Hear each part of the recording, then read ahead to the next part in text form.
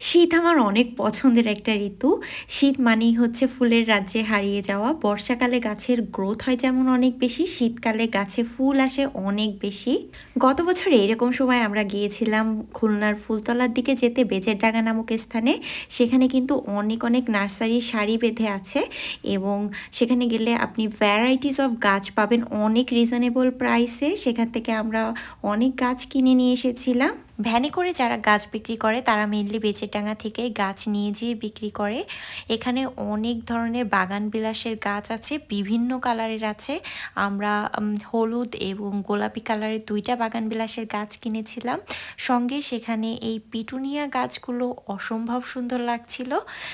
Petunia কিন্তু ফুল ফোটার এই শীতকালেই সব থেকে উত্তম সময় এবং সেখানে সারি সারিভাবে পিটুনিয়া গাছ ছিল।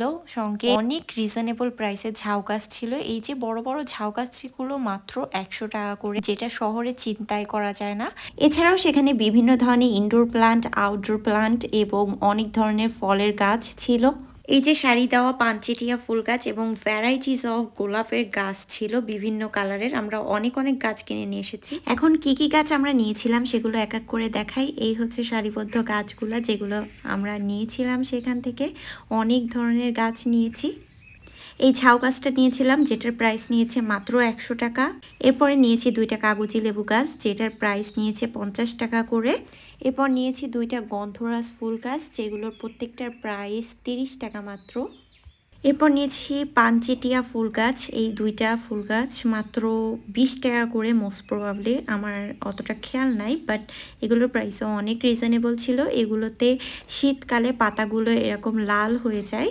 আমরা টোটাল 3টা গোলাপ গাছ নিয়েছিলাম। এর ভিতর 2টা ছিল বিদেশি গোলাপ গাছ এবং একটা ছিল হাজারি গোলাপ গাছ। এই বিদেশি গোলাপ গাছগুলোর প্রাইস নিয়েছিল এক একটা 40 টাকা করে। এগুলোতে অনেক বড় গোলাপ হয় এবং হাজারি গোলাপটার প্রাইস নিয়েছিল মাত্র 80 টাকা।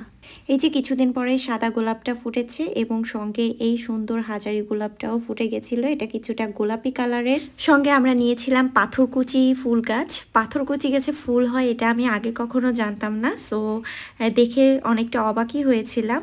এই হচ্ছে পাথরকুচি ফুল গাছটা, যেটা অনেক সুন্দর।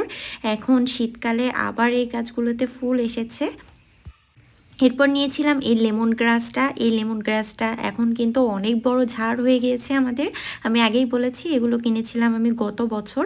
সো একবার লেমন গ্রাস গাছ কিনলে আর কখনো এগুলো কিনতে হবে না। এগুলো অনেক বেশি গ্রো করে এবং সাইড দিয়ে অনেক চারা বের হয়।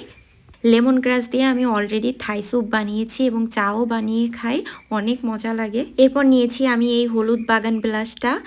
এটাতে অলরেডি ফুল চলে এসেছিল এবং কিছুদিন পরে এই ফুলগুলো ফুটে গিয়েছিল।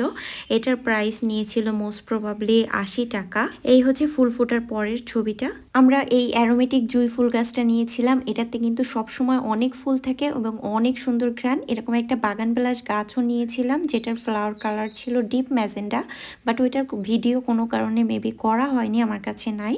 এই ছিল আমার গাছ কেনার ছোট্ট একটা ভিডিও। আল্লাহ হাফেজ।